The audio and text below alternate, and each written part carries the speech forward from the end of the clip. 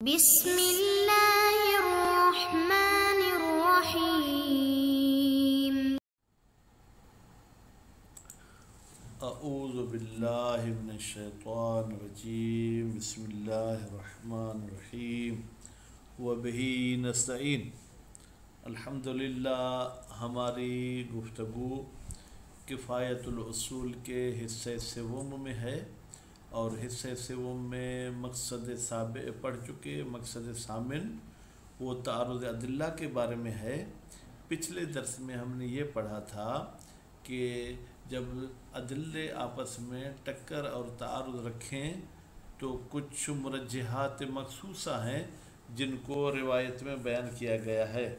آیا ہم انہی مرجحات پر محدود رہیں گے یا انہی مرجحات کو دیکھ کر ہم کچھ ملاک اور معیار نکال لیں گے ان سے اور پھر اس کے مطابق ہم ہر اس چیز کو مرجح بنائیں گے جس میں وہ معیار اور ملاک ہو؟ تو شیخ مرتضی انصاری نے 3 دلیل پیش کیے کہ ہم مرجحات منصوصہ سے غیر منصوصہ کی طرف بھی تجاوز کر سکتے ہیں۔ مصنف صاحب نے 3 ادلہ کو نہیں مانا۔ ان میں سے مثلا ایک یہ تھا کہ خلاف عامہ میں رشد کا امکان ہے، لہذا ہر وہ مزیت جو رشد کا سبب بنے ہم اس کو مرجح بنا سکتے ہیں۔ یا مثلا ایک شیخ انصاری صاحب نے یہ فرمایا کہ جو روایت مشہور ہے وہ لا ریب فی ہے، تو ہم لا ریب فی کو اس پر مقدم کریں گے جس میں ریب ہوگا، تو شہرت کو چھوڑ کر ہر وہ مزیت جو لا ریب کا سبب بنے اس کی وجہ سے ہم روایت کو مقدم کر سکیں گے۔ تو فرماتے ہیں کہ بھائی یہ آپ کی سب باتیں اپنی جگہ پر ٹھیک ہے، لیکن اگر ہم باب تقیہ کو کھلا سمجھیں تو پھر ہم آپ کی اس بات کو مان سکتے ہیں، لیکن اگر ہم کہیں کہ باب تقیہ ہے ہی نہیں پھر آپ کی یہ بات ٹھیک نہیں ہوگی۔ تو آخر میں مرحوم آخوند فرماتے ہیں تو گویا کہ ہر وہ جگہ جہاں پر وثوق کا احتمال ہو، کس کا وثوق؟ وثوق بصدور، تو ہم اس روایت کو مانیں گے، لیکن اس کے علاوہ ہم کسی اور کو نہیں مانیں گے، کیونکہ اگر یہ قانون کلی ہوتا تو امام علیہ السلام بھی بار بار راویوں سے سوال نہیں کراتے، بلکہ امام علیہ السلام یوں فرماتے کہ ہر وہ حدیث جو مزیت رکھتی ہے اس کو مقدم کر دو۔ تو امام علیہ السلام ان صفات کو بیان نہ کرتے۔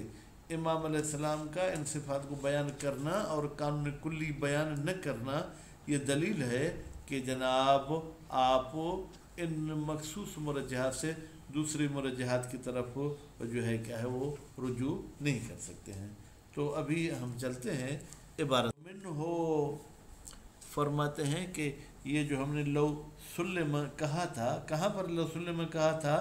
یہ پچھلے درس میں کہا تھا کہ اگر ہم مخالفت عامہ کو مرجح مان لیں، انقدح اس لو سلم سے واضح ہو گیا کیا؟ حالو ما اذا کان تعلیل، حال اس صورت کا جب علت ہو امام علیہ السلام کے قول میں، جو امام نے فرمایا تھا رشد ان کے خلاف میں ہے، لأجل انفتاح باب تقیہ، اس خاطر کہ باب تقیہ کھلا ہوا ہے، فی ہے اس خبر میں جو کہ موافق عامہ ہے۔ خوب ضرورت یہ بات بدیہی ہے، کمال الوثوق بصدور ہی کذالک، کہ ہمیں پکا یقین ہے کہ یہ موافق صادر ہوئی ہے معصوم سے، لیکن کذالک تقیہ کی خاطر۔ خوب مع الوثوق بصدورہما، جبکہ ہمیں پورا بھروسہ ہے کہ یہ دونوں حدیثیں ائمہ معصومین سے صادر ہوئی ہیں۔ لولا القطع بہی، اگر ہمیں قطع نہ ہوتی کس کی؟ صدور بتقیہ والے کی، پھر صدر الاول ائمہ معصومین کے زمانے میں۔ کیوں؟ لقلت الوسائط و معرفتها، اس لیے کہ اس زمانے میں واسطے جو روایت کے نقل کرنے کے ہوتے تھے وہ بھی کم ہوتے تھے، اور پھر ہمیں ان وسائط کی معرفت بھی ہو جاتی تھی۔ ہذا، فرماتے ہیں کہ یہ جو ہم نے ان وجوہ کے بارے میں جواب دیا کہ بھائی ہم ان وجوہ تعدی والی کو نہیں مانتے، ما جناب ان جواب کے ساتھ ایک اور بھی ہمیں جواب ملتا ہے، فی عدم بیان الامام علیہ السلام للکلیت، امام علیہ السلام نے کوئی قاعدہ کلیہ بیان نہیں کیا ہے کہ تاکہ لا یحتاج سائل محتاج نہ بنتا الی اعادت سؤال مرارن کہ بار بار امام سے سوال کرے کہ یہ جو آپ نے صفت بیان کی ہے اس میں بھی برابر ہیں، اس میں بھی برابر ہیں۔ وما فی امرہ علیہ السلام، اور ہم دیکھتے ہیں کہ امام علیہ السلام نے جو حکم کیا ہے بالارجاء کہ اگر ان صفات میں وہ مساوی ہوں تو آپ لوگ رجوع کریں، کس کی طرف ہو؟ ہماری طرف ہو۔ بعد فرض تساوی، جبکہ فرض یہ ہے کہ دونوں ادلے مساوی ہیں، فیما ذکرہ، فیما یعنی ان مدایا میں جن کو امام نے ذکر کیا ہے۔ یہ من المدایا اس ما کو واضح کر رہا ہے، المنصوصہ وہ مدایا جو کہ منصوصہ ہیں جن کے بارے میں نص آئی ہے۔ من الظہور فی ان المدار، کہتے ہیں کہ یہ امام علیہ السلام کا ارجاع کرنا ظہور رکھتا ہے کہ ملاک حدیث کے معنی میں کیا ہے؟ پھر ترجیح علی المدایا المخصوصہ، کہ ہم ترجیح دیں گے ایک حدیث کو ان مدایا کے ذریعے جو مخصوص ہیں، کما لا یخفا، جیسے کہ یہ بات مخفی نہیں ہے۔ ثم پھر جب ہم بنا رکھتے ہیں تعدی پر کہ ہم مرجحات منصوصات سے اور کی طرف بھی جو ہے کیا ہے مثلا تجاوز کریں گے، حیث کان فی المدایا، جبکہ ہو مدایا منصوصہ میں ما لا یوجب الظن بذی المزیہ، کوئی ایسی چیز جو سبب نہیں بنتی کہ ہمیں ظن ہو اس حدیث کے صحیح کے بارے میں جس کے بارے میں مزیت ہے، جس کے بارے میں کوئی خصوصیت ہے، ولا اقربیت ہی، اور ذل مزیت کے اقربیت کی بھی کوئی ہمیں ظن نہ ہو، کہ بعض صفات راوی، جیسے کہ راوی کے بعض صفات امام علیہ السلام نے بیان کی، جیسے بھائی زیادہ تقوی ہونا، زیادہ فقیہ ہونا، اذا کان موجبھا، جب اس اورعیت اور جو ہے کیا ہے موجبہما، اورعیت اور افقہیت کا موجب اور سبب جو کیا ہے مما، ان چیزوں میں سے لا یوجب ظن، جو سبب نہیں بنتا ظن بالواقع کا، او الاقربیت، یا واقع کے قریب ہونے کا تورع فی شبہات۔ مثلا ایک راوی ایسا ہے جو مشتبہ چیزوں سے پرہیز کرتا ہے، بھائی مشتبہ چیز نہ کھانا نہ پینا، اس کا حدیث کے ساتھ کوئی جو ہے کیا سبب نہیں ہے۔ یا والجہد فی العبادات، یا ایک راوی ایسا ہے جو عبادات میں زیادہ جو ہے کیا ہے وہ محنت کرتا ہے۔ وکثرت تتبع فی المسائل الفقہیہ، یا کوئی ایسا راوی ہے جو زیادہ جانچ پڑتال کرتا ہے مسائل فقہیہ میں۔ او المہارت فی القواعد الاصولیہ، یا کوئی ایسا راوی ہے جو قواعد اصولیہ میں زیادہ مہارت رکھتا ہے، تو بھائی ان مزیتوں کا روایت کے حق ہونے اور قریب الواقع ہونے کی کوئی سبب نہیں ہے۔ فلا وجہ، تو کوئی سبب نہیں ہے للاقتصار، کہ ہم اکتفا کریں، علی تعدی، کہ تجاوز کر دیں، الی خصوص ما یوجب الظن او الاقربیت، ہر اس حدیث کی طرف جو سبب بنتی ہے کس کا؟ مزیت، جو سبب بنتی ہے ظن کا یا اقرب الی الواقع کا، بل الی کل مزیت ولو لم تکن موجبا لاحدہما، بلکہ پھر تو ہم یوں کہیں گے کہ ہم ہر اس مزیت کو مانتے ہیں اگرچہ وہ سبب نہ بنے کس کا؟ جناب اس ظن کا یا اقربیت کا۔ خوب، تو پھر تو ایسے ہی ہمیں جو ہے کیا ہے وہ ماننا پڑے گا۔ خوب، وہ توہموں، پھر کہتے ہیں کہ اگر کوئی شخص ایسا توہم کرتا ہے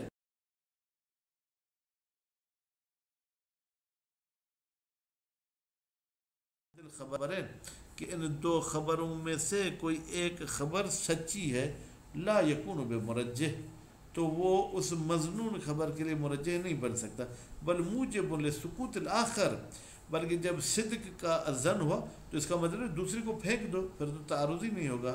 ان الحجیہ، یعنی وہ دوسری حدیث حجیہ سے ساکت ہو جائے گی۔ کیوں؟ لظن بکذبہ، اس لیے کہ جب ایک کے صادق ہونے کا ظن ہوا تو دوسرے کے کاذب ہونے کا ظن ہو جائے گا۔ حین اذن، جب وہ دوسری سچی ہوئی، فرماتے فاسد، یہ آپ کا توہم کرنا جو ہے کیا ہے یہ فاسد ہے، ہم اس توہم کو نہیں مانتے ہیں۔ کیوں؟ اس لیے کہ ظن سے مراد ظن شخصی نہیں ہے، ظن نوعی ہے۔ اگر ظن نوعی ہے تو آپ کے شخص والے ظن کی کوئی حیثیت نہیں ہے۔ فإن ظن بالکذب، بتحقیق جب آپ کو ظن حاصل ہوا کہ فلاں حدیث جھوٹی ہے، لا یضر بحجیت، تو یہ آپ کا ظن اس حدیث کے حجت کو کوئی ضرر نہیں پہنچاتا. ما سے مراد حدیث اعتبر من باب ظن نوع، جس میں ظن نوعی کو مد نظر رکھا گیا ہے. تو پھر گویا کہ ہم کہیں کہ دونوں حدیثیں حجت ہیں، اور یہ ظن کسی ایک کے لیے مرجح بھی نہیں بن سکتا. خوب، یا مرجح چلیں بنا لیتے ہیں لیکن مسکت عن الحجت نہیں بنائیں گے. وَإِنَّمَا يَضُرُّ، بتحقیق کہ یہ ظن بالکذب ضرر پہنچائے گا اور ایک حدیث کی حجت کو ختم کر دے گا، فیما اس مورد میں اخذ فی اعتبارہ، جہاں پر اس حدیث کے معتبر ہونے میں اخذ کیا گیا ہے کس کو؟ عدم الظن بخلافہ، کہ اس کے خلاف کوئی ظن نہ ہو تو وہ معتبر ہے. ایسی صورت میں تو ہمیں ظن بالخلاف ہے. وَلَمْ يُؤْخَذْ فی اعتبار الاخبار صدوراً، اور اس ظن کو اخذ نہ کیا گیا ہو کہ ہم اخبار کو صدور کے لحاظ سے مانیں، یعنی سند کے لحاظ سے، ولا ظہور، نہ دلالت کے لحاظ سے، ولا جہت، نہ اس کی جہت کو ہم دیکھیں کہ آیا یہ تکیے کی وجہ سے آئی یا تکیے کی وجہ سے نہیں آئی. خوب، ولا جہت ذالک، یعنی اس میں یہ شرط نہیں ہے کہ عدم ظن بالخلاف سند کے لحاظ سے ہو یا دلالت کے لحاظ سے ہو. تو اس لحاظ سے بہرحال یہ آپ کا ظن فردی اس حدیث کو حجیت سے ختم نہیں کر سکتا. ھذا، یہ تو جواب اپنی جگہ پر ہے.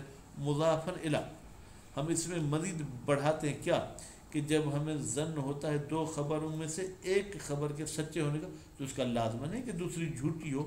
آپ کیسے یہ جو ہے فتویٰ دے سکتے ہیں کو الی اختصاص حصول ظن بالکذب، کہ مخصوص ہے یہ جو ظن بالکذب ہوتا ہے بما اذا علم بکذب احدہما صدورا، جب ہمیں اس حدیث کے صادر ہونے میں کذب نظر آئے پھر آپ کی بات ٹھیک ہے. والا، لیکن اگر صادر ہونے میں کذب نظر نہ آئے، دلالت کے لحاظ سے، جہت کے لحاظ سے کذب ہو، ولا یوجب الظن بصدور احدہما، پھر تو ایک حدیث کے صادر ہونے کا ظن سبب نہیں بنتا ہے کس کا؟ کہ دوسری جھوٹی ہو.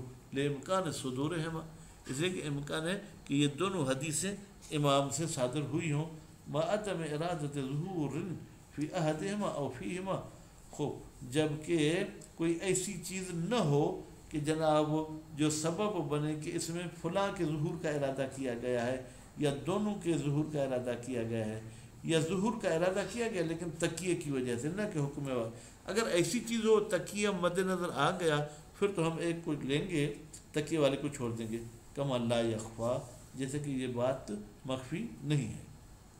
نعم، جی ہاں. اب یہ نعم میں کیا کہنا چاہتا ہے کہ نعم یہ کہنا چاہتا ہے کہ اگر یہ صدور دونوں میں قطعی ہو تو پھر اس میں یہ لازم آتا ہے کہ ایک کے سچے ہونے سے دوسرے کی جھوٹ نظر آ جائے. نعم، لو کان وجہ تعدی، جی ہاں، اگر یہ تعدی کا سبب کیا ہے؟ اندراج ذل مزیہ، کہ ہم شامل کریں مزیت والی حدیث کو فی اقوى دلیلین، دونوں دلیلوں میں سے جو زیادہ قوی تر ہے. خوب، تو پھر کیا ہو جائے گا؟ لوجب الاقتصار، واجب ہے کہ ہم اکتفا کریں علی ما یوجب القوت فی دلیلیت ہی، کہ ہم ہر اس حدیث پر اکتفا کریں جس میں ایسی مزیت ہے جو سبب بنتی ہے کہ اس کی دلیلیت قوی ہے. وہ فی جہت اثبات ہی و طریقیت ہی، اور جس میں وہ مزیت آ کے اس کی جہت اثبات کو بھی تقویت دیتی ہو اور اس کے طریقیت کو بھی تقویت دیتی ہو. خوب، تو مثلا ایک کی دلالت اقوا ہے دوسری سے، تو پھر ہم کہیں گے اقوا والی کو مانیں گے من دون تعدی، لیکن ہم تجاوز نہیں کریں گے ہر اس مزیت کی طرف ہو الی ما لا یوجب ذلک، جو تقویت کا سبب نہ بنے. وَإِنْ كَانَ مُوجِبًا لِقُوَّةٍ مَضْمُونٍ ذِیہِ، اگرچہ یہ مزیت سبب بنتی ہے کہ ذل مزیت کے مضمون کو طاقت پہنچ جائے ثبوت کے لحاظ سے، کہ شہرت الفتوائیت، جیسے شہرت فتوائیہ ہے، وہ دلالت کو مضبوط نہیں کرتی لیکن مضمون روایت کو مضبوط کرتی ہے. اول اولویت ظنیت او نحوہما، یا کوئی ایسی مزیت جو اولویت ظنیہ ہو، تو بھی ہم اس کو نہیں مانیں گے. फ़इन्नल मुनसाक मिन काइदत अक़वा दलीलन, बेतहकीक कि वो चीज़ जो हमें समझ में आती है कि दो दलीलों में से अगर एक कवि है खूब वल मुतयक्कन मिनहा, और वो चीज़ जो इस कायदे अक़वा से हमें समझ में आती है वल अक़वा दलालतन, हमें दूसरी चीज़ में अक़वायत नज़र नहीं चाहिए बल्कि दलालत में जो ज़्यादा कवि होगा हम उसको मान लेंगे। कमा ला यख़्फ़ा, जैसे कि ये बात नहीं मख्फी नहीं है, फ़हम आप वो समझें।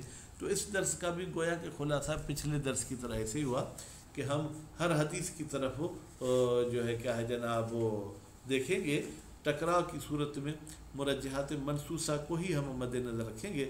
अलबत्ता अगर मुरज्जहात मनसूसा से दूसरा कोई ऐसा मुरज्जह है जो इस हदीस के दलालत के कवि का सबब बनता है तो हम उसकी तरफ जा सकते हैं, वरना हम हर मुरज्जह की तरफ तजावुज़ नहीं करेंगे। वसल्लल्लाहु अला मुहम्मद व आलि मुहम्मद।